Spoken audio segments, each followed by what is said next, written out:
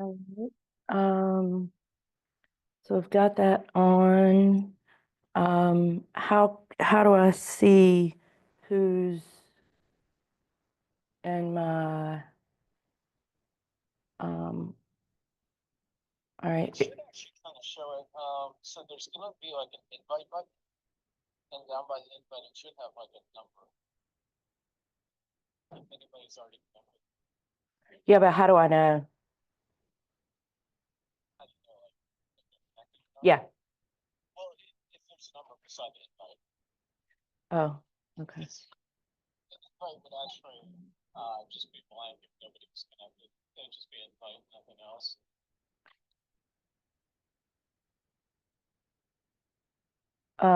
Okay, it just has KW Central. Okay, so you're the only one connected, right? So, Okay. yeah, but that is allowing other people to connect, and also it would be recording it. Okay. And then if somebody else joins, it'll pop up on okay. Share to that share screen On the on Zoom. Like kind of on the bottom. oh, on the bottom. Okay. Yeah. All right. Okay. Yeah, I got it. Yep. Share screen. All right. And then I need to download my documents into here, or what do I need to do? Yeah, I would just Yeah. and then just launch that phone, drag it over to right, so it shows up on Zoom. I gotcha. Okay. All right.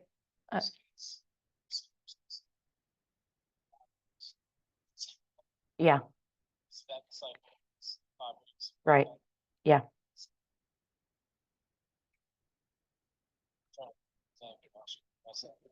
I think I'm probably good. I don't have anybody on Zoom, and yeah, I think I'm good. Oh yeah, Keenan's here and Kevin.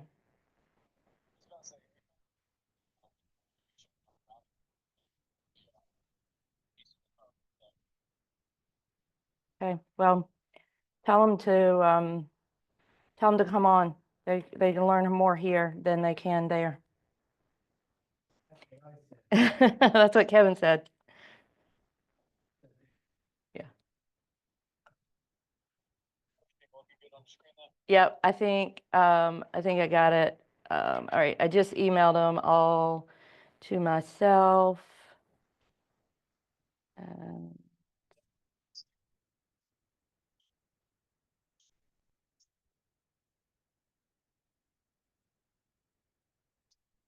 okay. Right.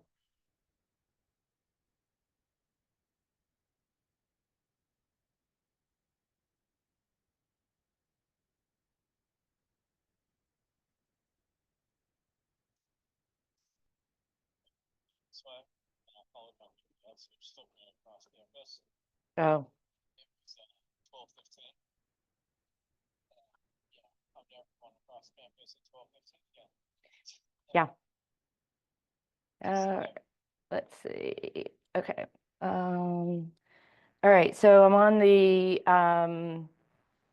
PDF, and then do I need to download it as a PDF? Yeah. So you just got the email from yourself? Yeah, and I downloaded it, so it's in my downloads. Yeah. So just go to downloads and just double click on whichever one, Yep. and it should just pop right up, and it's probably even on the right screen. No, I probably need to drag it to screen 2. Okay. So once you drag it over there, then you should have that button in the little toolbar on the right to make it full screen. Yeah, mine doesn't have that. Um, Oh, present maybe? Yes. All right, it still doesn't have the toolbar, but I think we can see it good enough. And if you need to zoom in, you should be able to hold down control and use the mouse wheel. to Yeah. zoom in. Yeah. Got it? Okay, thank you, Daniel. Okay, How that- thanks, bye. All right, sorry, guys. So the first thing that we're going to talk about, so today is really just about a lot of forms that we may or may not use. What I've done is I have selected the ones that we most often use. If there is, if there's a form that you are really interested in that I don't talk about, then just let me know. And even though I know we're 15 minutes late, I will do my very best to stay on task. Since we have a small group, we should be fine. So this is a seller estimated net sheet. This is a form that you would want to use at time of listing to go through and basically tell the seller what they're going to net. This is, and you can give 3 different scenarios. So if we list it this, here's the expenses you're going to incur, and here's what your net proceeds are going to be. And then if we list at this, and if we list at this, and I think it's good practice to use it all the time because I've set the expectation with the seller. So we don't get the closing statement and they're like, wait, I thought we were getting, whatever. And I'm like, no, remember this net proceeds sheet? Yeah, that we talked about. Yeah. Oh my God, I'm paying you that much. Yeah. So this is a great, I think it's a great CYA form to use. Again, just so setting all the expectations with the seller, and then also if they opt to do any pre-marketing inspections as well. So here's your additional outside cost that you would incur. Also, we've got their mortgage payoff, so that's not a surprise. And particularly if you're working with a seller that is like borderline upside down or doesn't have a lot of equity in the property. So let's just say they bought the house a year ago and now for whatever reason they need to sell, not going to be equity there. And so this is a good form to use to say, okay, what's our absolute bottom line that we can take and still have you may not make anything, but at least walk away without having to bring money to closing. Or it may also be the conversation of, do you have $5,000 to bring to closing? Yeah. So I think this is a great one. This is also a a good practice for you to practice on calculating revenue stamps, calculating prorations, those sorts of things as well to put those on here. Any questions about this one? Okay. All right. I'm going to move to the next one.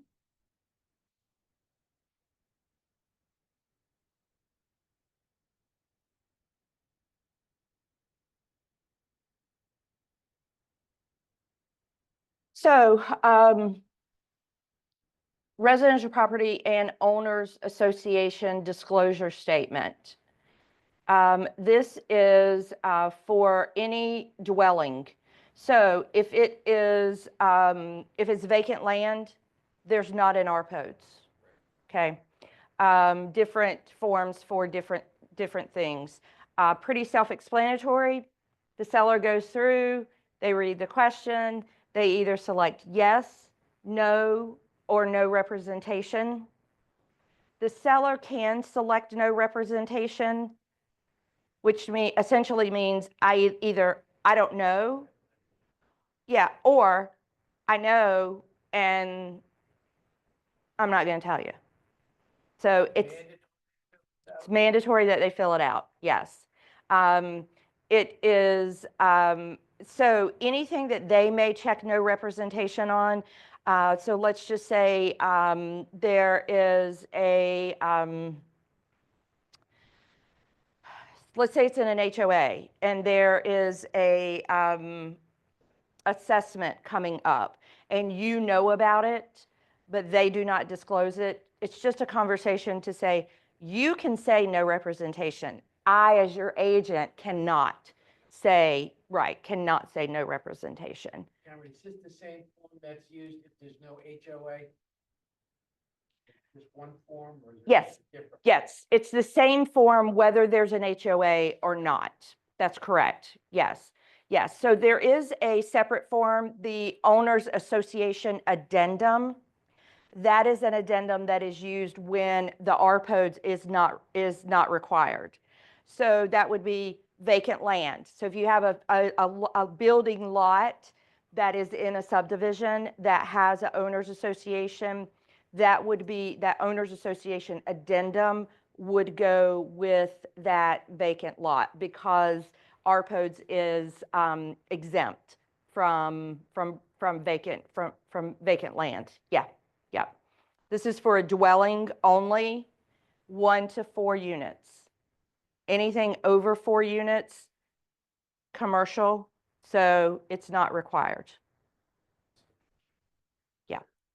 Yeah. Yeah. And so even if, you know, because sometimes I get this question, it might be in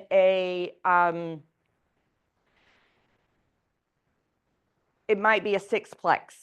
Let's just say it's a sixplex, okay? So there's 6 condos or townhouses that are all connected together. They're only buying 1. So it's required. If I were an investor and I were buying all 6, not required. But when you've got a buyer that's just buying one of the units, because it's typically individually owned, then it is required. Have any changes, or is that later on this year? We don't have any forms changes other than what changed has already changed. So January, we got the updated listing agreement.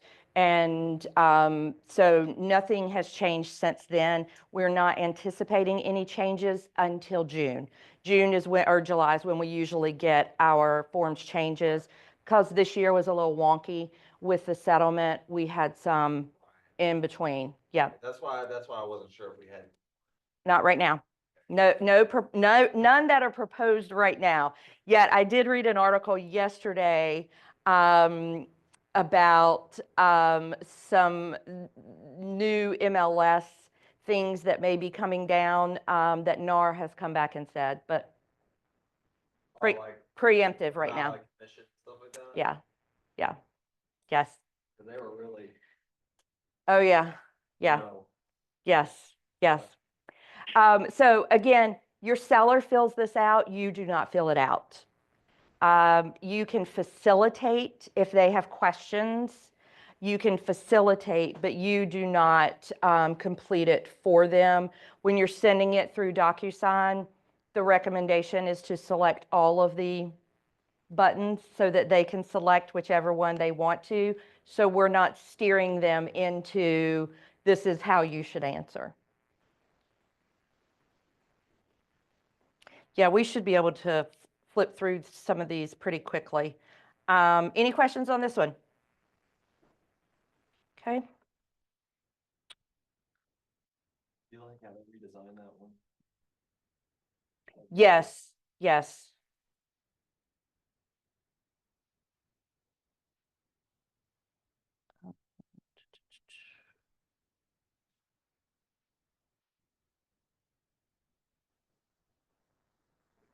All right, next one is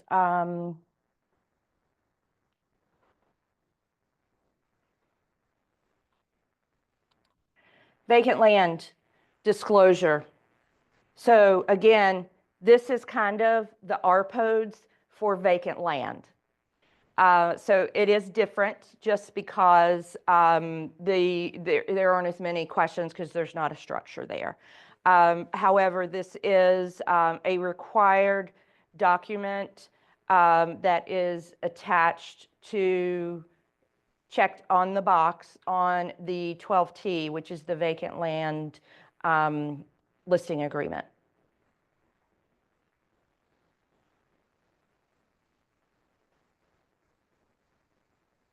And again, this just goes through, has anything been done?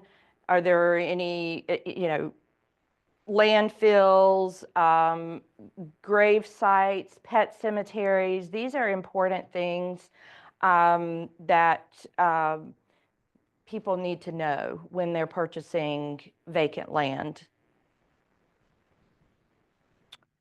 If there's a well on the property, if there is a septic on the property, yes or no, is there a septic permit, all of those sorts of things. So just a, Any line,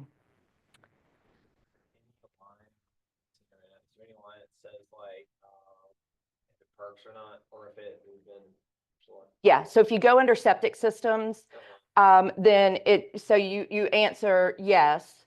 If yes, number of bedrooms or permits, are the permits available? I meant like if there was like a perk inspection or a perk test that's been already evaluated. Yeah, so that Okay, would, okay, so it'd be under. Okay. yes, yep, same thing. Also, if the permit has not been, so if there's just been a perk test and there hasn't been a permit, then they would check no, are the permits in process, and then is soil evaluation complete? Yep. And then same thing up here, current or past soil evaluation, septic or otherwise.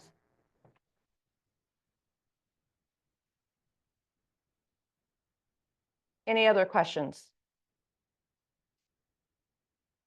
And same thing, they can answer no representation because they may not know. This could be an heir that, this is great grandfathers that's been passed down, and they, may not have even been on the property. So no representation is an option here as well.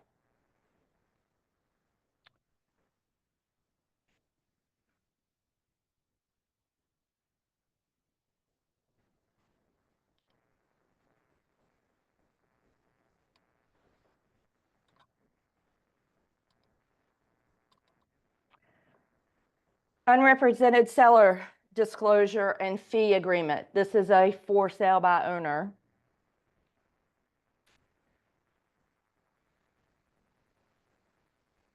This is essentially what you would take to the for sale by owner for a couple of things.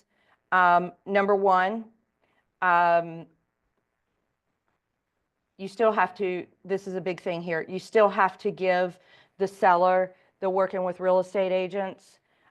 This is the case where I tell you all the time when you're filling out the WWREA, never check the last box. This is a case where you would only check the last box on the WWREA, that you are representing the buyer if it's a for sale by owner. And again, this covers, this is the property, and then you name the client that you're going to be writing the offer for, and then also what the seller agrees to pay the firm. There is a little protection down here where the fee deemed earned if the seller enters into a contract with your client. Again, this is one of those situations that it's a protection for our compensation, so that seller signs this and then seller contacts buyer and says, hey, let's do the, I'll knock this much off if you'll do it without, right, if you'll do it without the agent. Yes, yeah, exactly. So that's where that protection period is. You would put that, and again, 30, 60, 90, 120, whatever your, That fee can be a set amount or percentage, correct? that's correct. Yes. Yeah, and I know, I'm sorry, I can't blow it up, but yes. Where under C, if seller sells the property to firm's client, seller agrees to pay firm a fee of, again, that could be a flat fee, or it could be a X percentage of gross purchase price.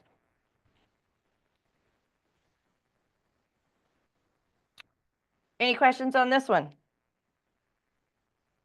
All right. See, when you got smart people in the room, we can just